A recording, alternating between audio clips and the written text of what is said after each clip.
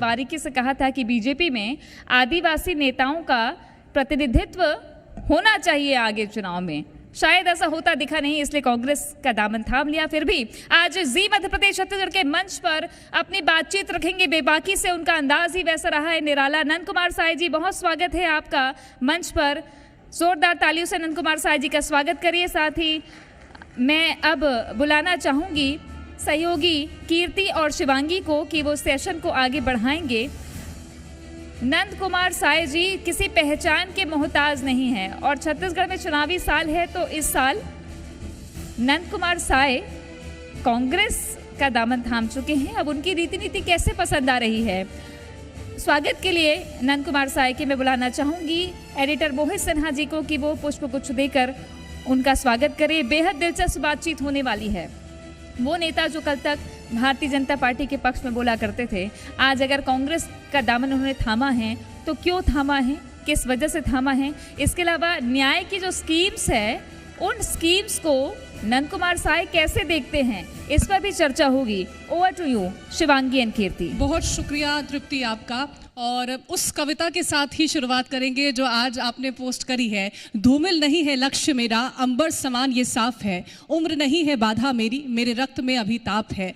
3 बार विधायक, 3 बार लोकसभा के सदस्य आप रह चुके हैं, 2 बार आप राज्यसभा के सदस्य रह चुके हैं, प्रधान अध्यक्ष आप रह चुके हैं और छत्तीसगढ़ के पहले नेता प्रतिपक्ष, लेकिन अब कांग्रेस में है। सर, वजह इसकी क्या मानी जाए, क्योंकि हर कोई ये जानना चाहता है। बहुत बढ़िया शिवांगी जी, कीर्ति जी। देखिए,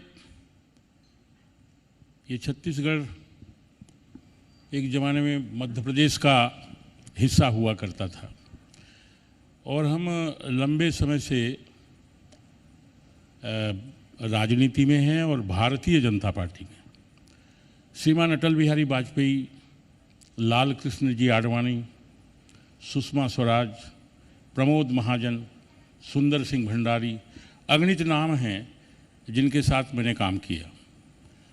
और वो पीरियड और उस समय की पार्टी बहुत अलग प्रकार का हम अनुभव करते हैं।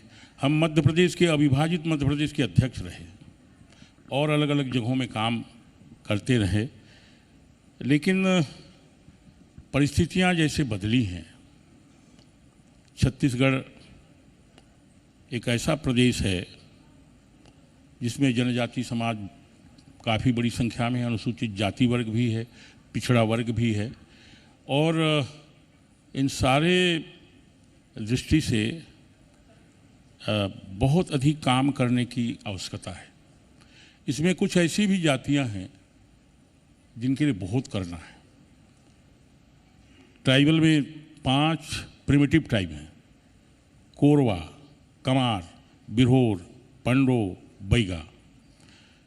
इन वर्गों में लंबे समय से जैसे भारतीय जनता पार्टी की सरकार रही है, इसमें हम कोशिश करते रहे कि इन वर्गों को, पहला तो ये बिल्कुल अशिक्षित हैं, शिक्षित कैसे किया जाए। आर्थिक आधार बहुत कमज़ोर है, इनको कैसे मजबूत बनाया जाए, और स्वास्थ्य की दृष्टि से भी कमज़ोर है।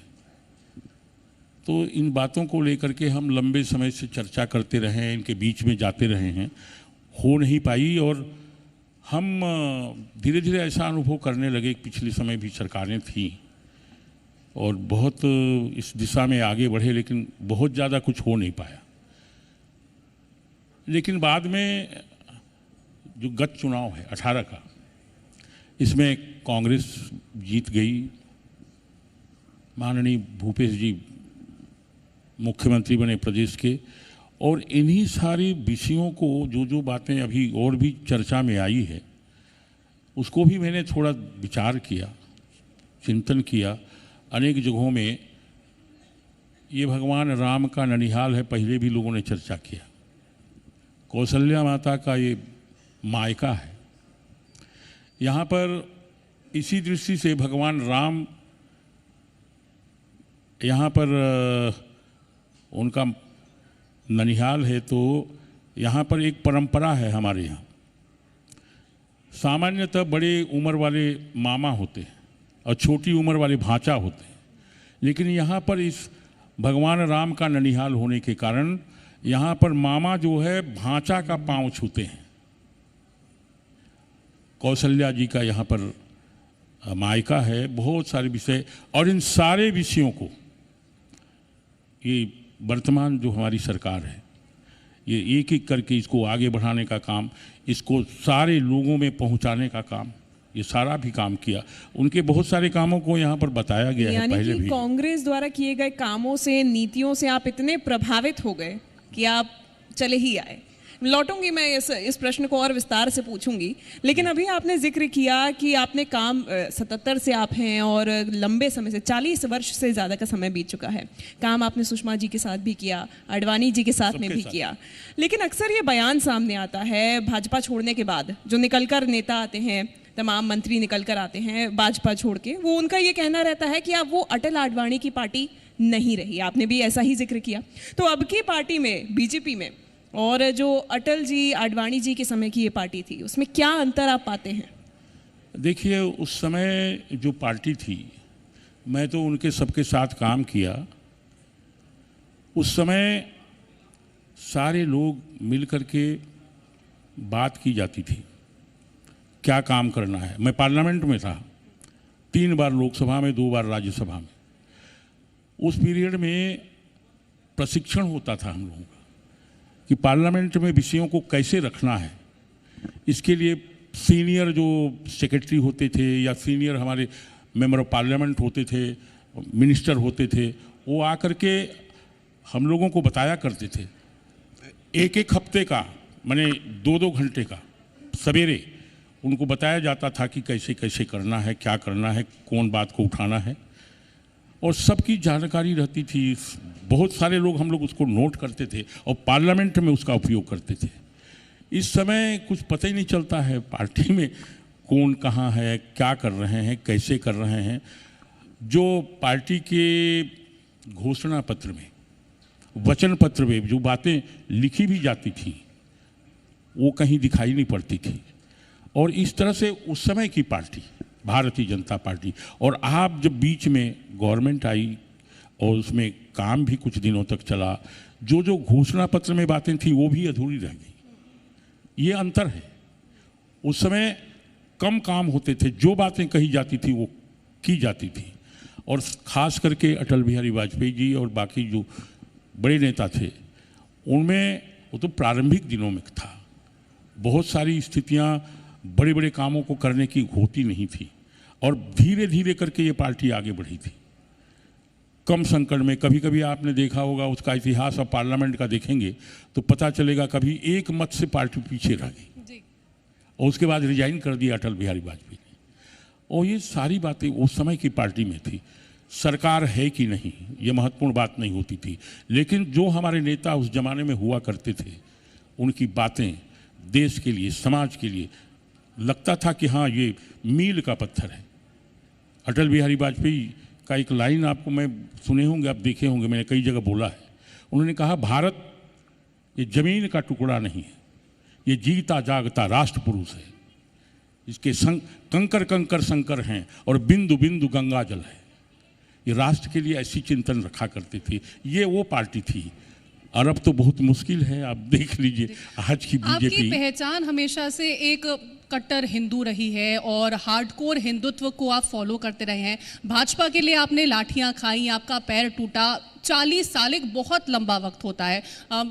शायद आधी उम्र लोगों की उसमें गुजर गई होगी। 40 साल में आपकी आधी उम्र उसमें गुजर गई होगी। भाजपा को छोड़ने का क्या दुख है? देखिए, पार्टी के लिए, भाजपा के लिए तो हमने बहुत किया है। अब एक प्रश्न खड़ा हो रहा है कि भारतीय जनता पार्टी ने उनको बहुत सारा दिया, सब किया। याद सवाल आ ही रहे हैं, वो बात भी सही है, लेकिन पार्टी के लिए हम लोगों ने भी काफ़ी कोशिश की।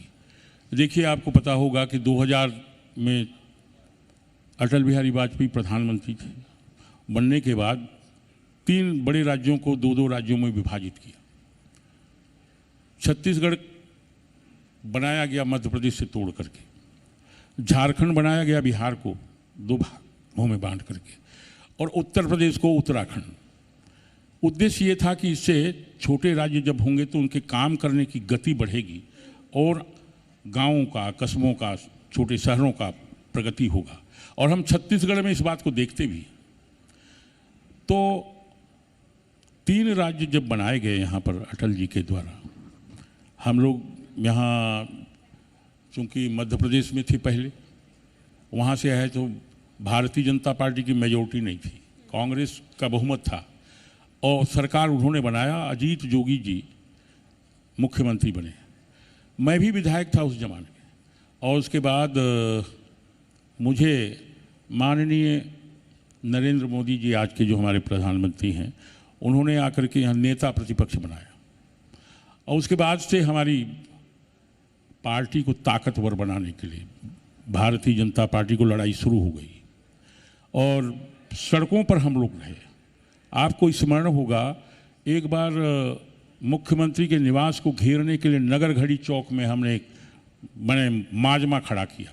बहुत सारे कार्यकर्ता हमारे आए, मध्य प्रदेश से भी हमारे नेता, आज जो मुख्यमंत्री हैं शिवराज सिंह चौहान वगैरह सब आए थे। और वहाँ हम लोग आगे बढ़ने की कोशिश की, बैरिकेड लगे हुए थे और आगे बढ़ने का जो प्रयास किया तो बेरहमी से लाठीचार्ज हुआ था। मेरा दाहिना पैर का घुटना टूट गया था और 166 लोग घायल हुए थे। और उस लड़ाई को उसके बाद मैं प्लास्टर बांध करके पूरे प्रदेश का दौरा किया और परिणाम ये हुआ कि आखिरी तक हम लोगों ने इस लड़ाई को अलग अलग जगहों में अलग अलग विषय को लेकर के, और चुनाव जब हुए तो भारतीय जनता पार्टी की सरकार बना के छोड़ दी। बिल्कुल, ये गर्मजोशी उस समय भी थी और आज भी दिखाई देती है। और आज जो आपने कविता लिखी उसमें भी यही लिखा कि मेरे रक्त में अब भी ताप है। अब ये चुनौती किसे है ये तो आप ही समझा पाएंगे बेहतर तरीके से, और ये हम भी देख पाएंगे। लेकिन फिलहाल बहुत धन्यवाद नंद कुमार साई जी आपका हमारे साथ यहाँ पे इस चर्चा में आने के लिए। और सियासी रंग जो चढ़ा हुआ है आपके कांग्रेस में शामिल होने से, वो फिलहाल चर्चा में बना हुआ है। इस चर्चा को यही विराम देते हैं। हमारे साथ अब जी माननीय मुख्यमंत्री जी आपसे कुछ ही देर में पहुंचने वाले हैं, तो ओवर टू यू तृप्ति। आप बने रहिएगा नंद कुमार साय जी। और मैं निवेदन करूंगी एडिटर मोहित सिन्हा जी से कि वो नंद कुमार साय जी को मोमेंटो दे करके सम्मानित करें। नंद कुमार साय छत्तीसगढ़ की सियासत में एक बड़ा नाम है और अब ये बड़ा आदिवासी चेहरा कांग्रेस के साथ है।